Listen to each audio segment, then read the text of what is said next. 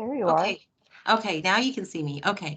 So hello, everyone. I want to introduce myself. My name is Mary Lovell, and I'm a senior planner with the Planning and Urban Design Department.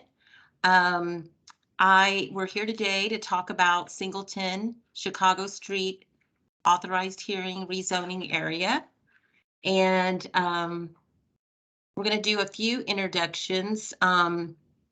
If you feel comfortable introducing yourself and just letting us know, how you heard about the steering committee meeting today, and just basically, if you can turn your mic on, most everybody is muted.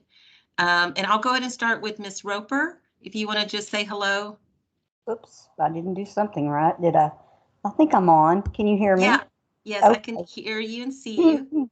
We own quite a few pieces of property over there in the West Dallas area, Chicago, Crossman, Amos, back down in the back part, and we have sold a lot of them, and wanting to do more, but we particularly were interested in Chicago Street, getting it zoned residential, so that's why I'm in here. Oh, We thank you. I worked. appreciate that. Does anybody else want to introduce themselves? I see, um, just for the people that are listening, Emmanuel and AJ Ramler are on the call as well.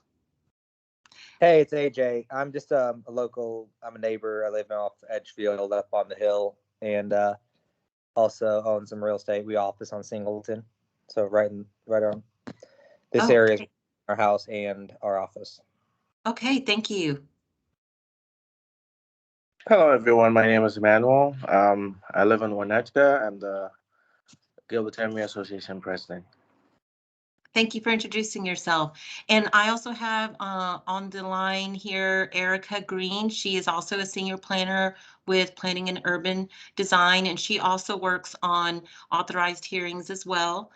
She is working on several other authorized hearings, and she's on the call as well.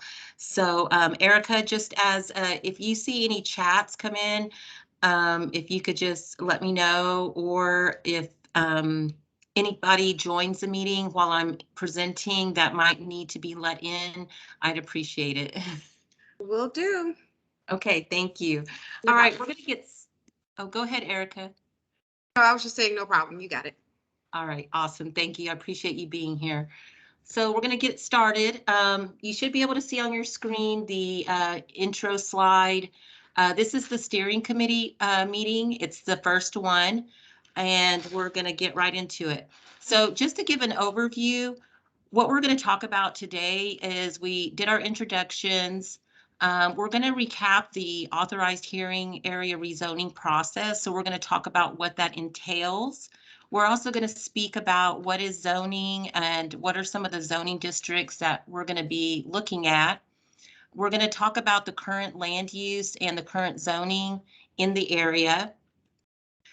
Then we're going to talk about what the roles and responsibilities of the steering committee are.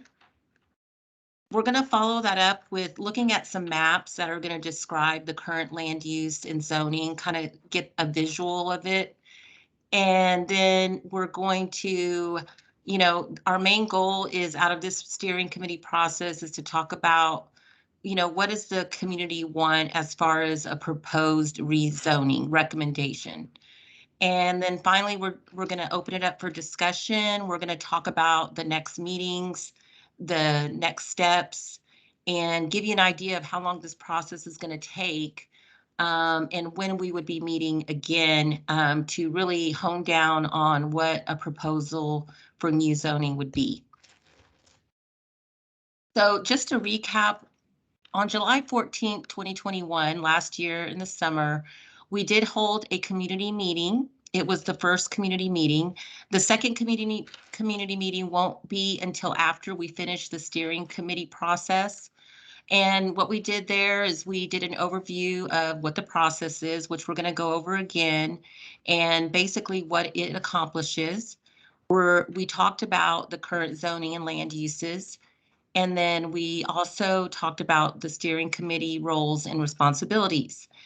Now, that presentation is on our website. So following up this meeting, I will be sending out some links so that you can go and rewatch that if you weren't able to be on that community meeting, and if you wish. But we're going to go over several of those components tonight. Just to give some background, the authorized hearing that we're talking about today was initiated by the City Plan Commission back in April of 2019. And as you can see from this map, it was bounded by Singleton Boulevard, Borger Street, Duluth or Rodeo Drive, and then just an invisible line that runs along from Singleton all the way down to the south part of this area. So it consists of about 61 properties. So it's not a huge area. It should be fairly simple to kind of go through this process. And I like this area for an authorized hearing because everything pretty much looks straightforward. It doesn't, there's not that much to it. And we only have really one zoning to change it from. So going forward, just to give you that background, this is a chart that shows what the authorized hearing process looks like. So once again, April 4th, 2019, there was a request, and this came in from some community feedback to the councilman that they decided that there was an issue out there in this area that needed to be addressed. So, and what that does, it asks it authorizes a public hearing, which we will get to that point at the end. There is going to be a public hearing process to this where it goes to the City Plan Commission and the City Council for a final vote. And it's basically to determine the proper zoning for this area. Then on July 14, 2021, and due to the pandemic, there was a delay in getting this process kicked off.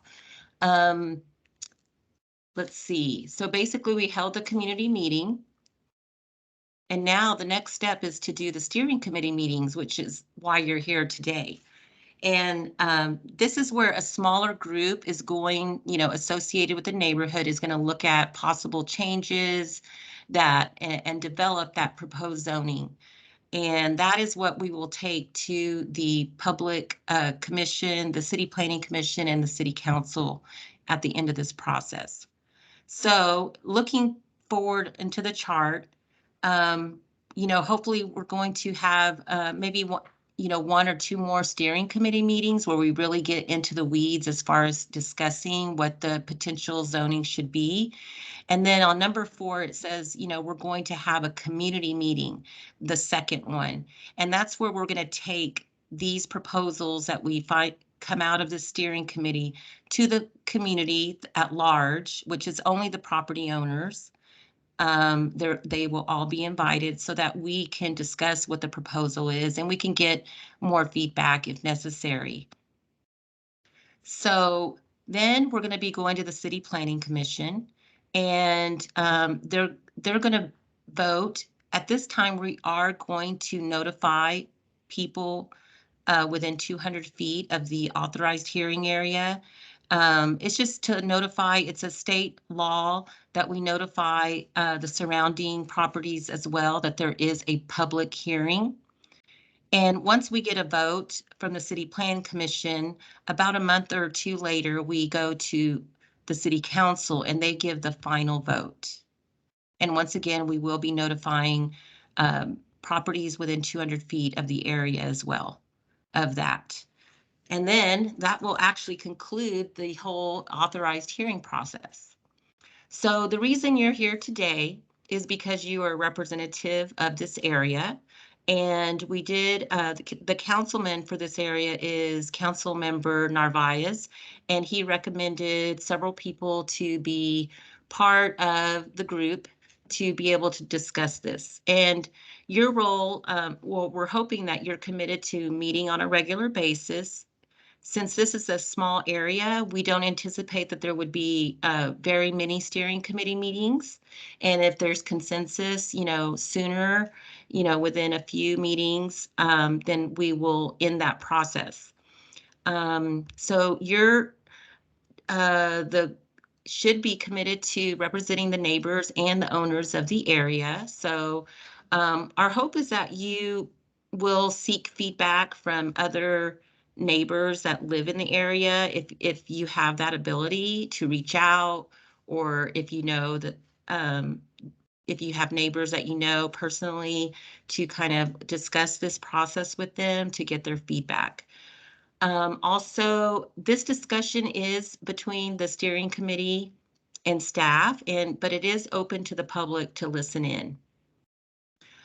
This meeting is being recorded, and we will be posting this meeting with this presentation on our website. And anybody that's interested in what's going on, they will be able to listen and watch this presentation. The goal of the steering committee is ultimately to review the current zoning and then determine what the intent of the neighborhood is and the direction of possible changes. And then finally, to develop and make recommendations for zoning amendments. So just a little background on what zoning is and what it can do and what it cannot do. So zoning is a good tool to address compatibility issues, and so it seeks to minimize incompatible uses from being next to one another. As you can see on the picture, we have a roller coaster and there's a home right next to it. This is the type of situation we would like to avoid, and we can use zoning to help in that. Also, zoning fosters predictability, so it encourages orderly development that is predictable. So if the zoning is residential, we definitely are ensured that the only things that could go into that area going forward is residential. Now, there are some cases, since we're doing a zoning change, if we were to change the zoning from industrial to residential, but there's already an industrial type of use, then that use can continue. It would just be considered non-conforming. And the hope is that maybe over time, as say that business were to close, that it would be transitioned into residential, because that would be the only thing that would be allowed to be rebuilt. So it also addresses health, safety, and welfare, and just some of the issues that Dallas is working on right now is having, some industrial uses do produce pollutants and things like that. So separating those uses or changing the zoning where it's not appropriate will benefit the community in terms of safety and welfare. So this slide is talking about the types of residential zoning that the city of Dallas has. And these are the options that we're going to be looking at from a residential zoning standpoint of what we could use in our toolbox. We have an agricultural zone, even though it's mainly intended for agricultural uses. There is an allowance for single family. We have several single family zones, and those really, the only difference in those mainly is the size of the lot. So that's why you have different R15, R13, R7.5. Those would either talk about the acreage or the square footage of those lots. We also have a duplex zone. We have the townhouse zone, which in the townhouse zone, you have the ability to do your standard house. It doesn't have to look like the traditional townhome, but it offers some flexibility there. We also have something called clustered housing. It's not used very often in the city of Dallas, but it is an option. And of course, we have multifamily, and we have different categories for that, which really refer to the density and how many units. So an MF4 is going to allow more intensive multifamily, more dense, maybe your high rise. And then MF1 would be maybe a 2-story complex with, 20 units or so. So it really depends. And then, of course, the last one is mobile home. So we also have non-residential zoning, and that's where you're going to see your office, your commercial, retail, everything else that is besides residential. And so we have a full list of that as well. And on this slide, which will be available for you to look at later, is to kind of give you just some examples of what is in each of those. We do have some commercial lots in this area, so we will be looking at these zones later. So this is an aerial view of the area, and it kind of shows, it actually shows where the different types of uses are. Over to your northwest corner of this, this map, there is a Dallas ISD school maintenance services yard, and we don't anticipate them moving or anything like that. So this would probably be the only use that is really falling, that actually has the correct zoning, if you will, in this area. The commercial uses are concentrated along Singleton Boulevard, and that makes a lot of sense because it is a larger major arterial. We have some vacant lots on the east side that currently there is some replatting going on there to kind of consolidate those different lots into one larger lot. And I imagine that there's developers that are planning some type of use in that area. Then in the central area of this map, we have a lot of single family homes or vacant lots. So there is a potential that there would be some more development in this area because of the vacant lots. So that's something to consider. This is just a chart that just describes basically some of the surrounding zoning, and the next slide is going to have a visual.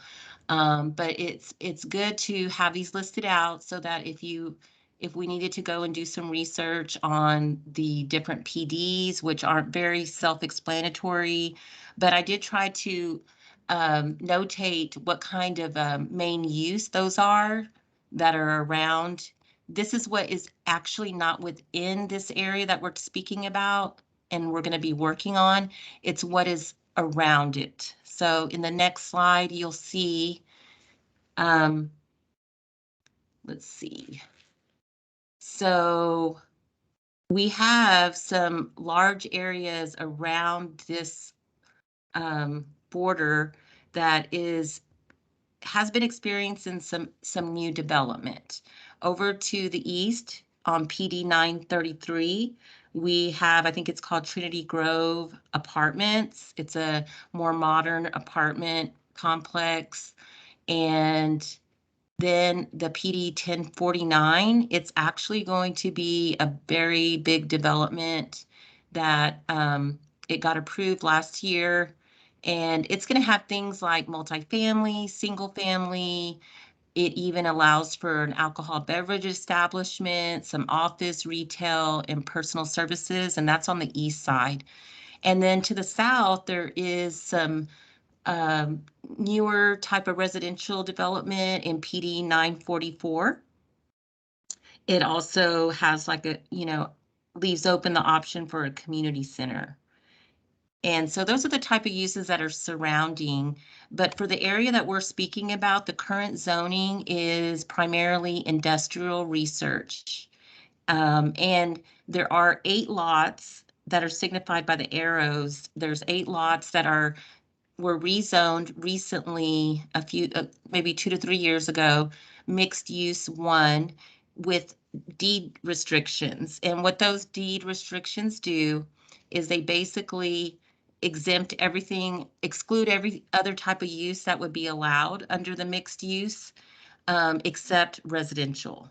So I believe that was done because of the lot size was so small that this was a solution that was made to allow the zoning to be more residential, even though it's in a mixed use zone. So these are some things that are allowed, the allowed uses in each one of these zones that is currently existing. So the industrial research allows hazardous waste management facilities, industrial use, mini warehouses, a fueling station, pawn shop, furniture store, and commercial motor vehicle parking lot. And it doesn't allow residential. And therein lies the concern is that there are a lot of residential properties in this area. And then once again, the mixed use with deed restrictions, it allows single family, duplex, and multifamily, and it restricts all the other things that you would typically signify with a mixed use zone, but the deed restrictions take those out. So this chart, this map actually shows where the school maintenance yard is. And like I said before, we don't anticipate really changing the zoning there. It seems to do what it needs to do for this school maintenance yard. However, the current lots that are along Singleton have commercial uses, and the industrial research zone really doesn't allow, there's some vacant businesses there, and this would make it difficult for any, new business to want to try to redevelop that into a commercial use, which you would typically find along a major arterial. On the east side, we have vacant property that is in the platting process to create one lot. And it's adjacent across the street on Borger Street is once again the multifamily. So just kind of looking at it, I can't say for certainty, but the movement to plat it into one large lot seems to me that the desire is to move more to multifamily in that area, but until we hear from the owners, we don't know that for sure. Then we have over to the south and the west, the smaller lots that you see there, a lot of them are less than 3,000 square feet, and they're either vacant or developed with a house. So this is a good map that we're going to be looking at, and the way it's broken up, it will be helpful for us and you as a steering committee to kind of envision what would be some appropriate zonings in each one of these areas. So looking at the tentative schedule, this chart really shows, it talks about we had a community meeting in July. I'm anticipating that we have our community meeting number 2 in April, but that will depend on the steering committee process and how many meetings we need to have. Today, we're in February, so the next steering committee meeting is going to definitely fall in March. If we even schedule it, 2 weeks out, would probably be the soonest. And then if we need to have additional, then we can do that. This is really a flexible process. And if we were able to finish this steering committee process in March, by the end of March, we could go to the City Planning Commission and get a vote in April. And then there is a time frame that we have to follow to go to council, and we could potentially go to City Council in May. So as it is, this is a process. It does take up to several months. So I'm really looking forward to, helping you just make decisions and, come to a consensus. And now we're going to open it up for any discussion. So if you'd like to just, any comments, any feedback, any questions, please feel free to go ahead and speak.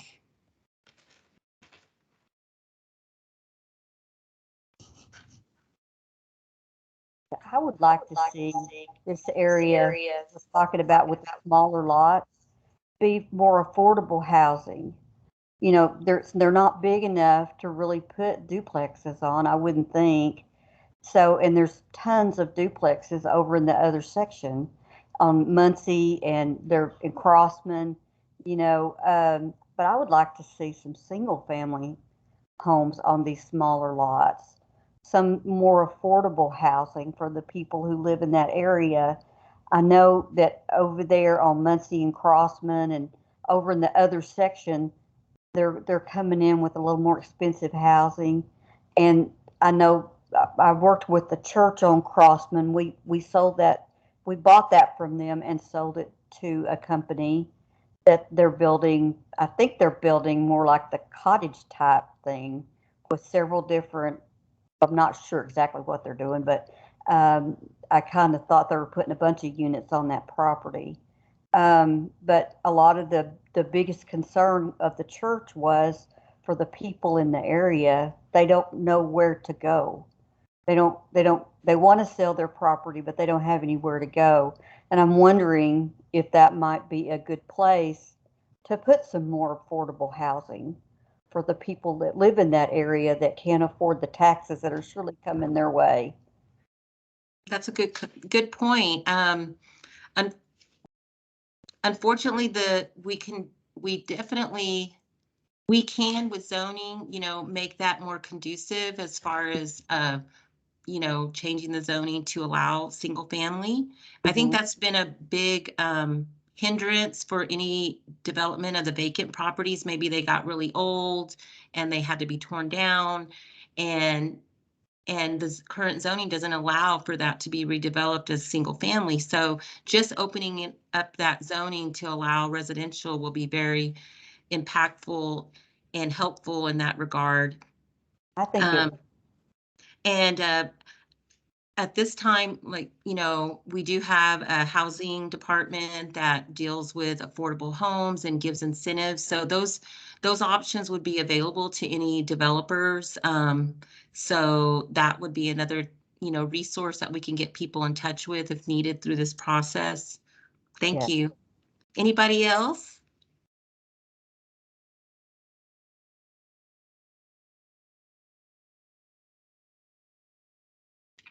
I think just a traditional multifamily use would be positive. I mean, I know that mixed use is really popular, but there's so much vacant retail, especially off Commerce, which is right on the corner from here. Just doing some traditional MF3 or would be good. I mean, the residential proximity slope should protect the houses, I think, anyway, from that. So I think anything just residential is high density residential, I think, is positive. It would fit the use. It would fit what's next door to it on Singleton, et cetera. Okay, that's a good point. That is something that, yeah, we definitely need to consider, is that looks like there is opportunity for multifamily in certain areas of this rezoning. And also there are some multifamily categories that would give the flexibility if someone wanted to build a single family, if it was a small lot, up to a larger complex. However, the lot size would, really drive that. So I can see where you say that, especially along Borger Street. It's kind of removed from the rest of the single family, so it looks like it would be conducive to multifamily, and it's already adjacent to multifamily across the street of Borger. Good point. Hi, what I'd like to add is that we consider more affordable housing, especially single family. Yesterday, we were in a meeting with the developer, and we agreed clearly that we feel a little flustered with all the apartments around, especially because the people living in the neighborhood cannot afford these apartments. So if there's a project, if there's availability with the city where they can have enough funds to support developers to build more single family homes that are spacious, that will be very advantageous to the community, because what's happening is that they're building a lot of single family homes and they're actually squeezing them so tightly. I think the city allows us about 5 feet between the buildings, and this is becoming a problem. They don't see the risk of a fire burning all these expensive buildings. This parameters need to be amended. Single family homes should be at least 20 feet apart to create, first of all, to tackle the issue of to tackle the issue of heat deserts, meaning that we need a little more trees in the neighborhood, because what's happening again is that developers are coming in and chopping all the trees down and not planting it. There's a lot of heat in this small area. You'll find out that in the hot seasons, your vehicles start to crash, the dashboards start to crack because there's so much heat, there's not enough trees. There's an issue we're already tackling with the air pollution. We're working with the air pollution coalition to work on that and fix that as well. So if we're able to get single family homes with enough space for kids to play as well, with enough walkways, with enough trees, that the neighborhood or the neighbors can afford. Because what's happening is that already most of their taxes are gone up, and the indigents, the real people that have lived here for 30, 40 years, are not able to afford these taxes anymore, and they are being forced to sell. And these are real issues we're dealing with, we're living with. We're seeing people who lived here before that property has been handed over to or on to leave, and they feel so dejected, they feel so like failures because they have lost the property that was handed down to them. So these are the real issues that we want to deal with. We're looking for more less impactful development in the area, because we're choked, we're drowning with all these apartments, these townhomes that are costing apps of 400,000 and apps of 500,000 in the community. We're looking for a solution for these things. Thank you. Thank you. I really appreciate that. Anybody else want to? We're about to wrap up, and then I'm going to put my contact information back on the screen. Any other ending comments? And just once again, I want to thank you all for joining in, and we will be working on this with you guys to come up with a proposed zoning, and we will be meeting again in 2 weeks. I think that would be doable, and I'm going to be sending out some resources for you to look at.